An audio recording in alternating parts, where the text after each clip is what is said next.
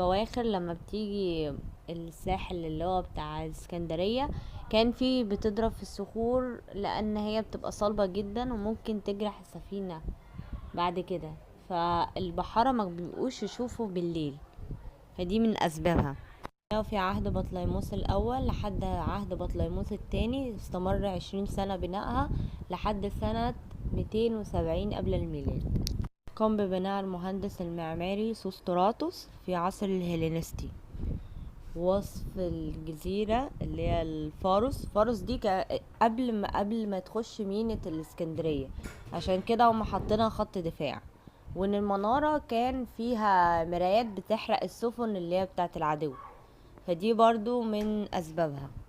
الارض 103 متر لحد 118 متر، طولها 130، مقسمة ل3 اقسام. في قسم اللي هو بتاع الادارة،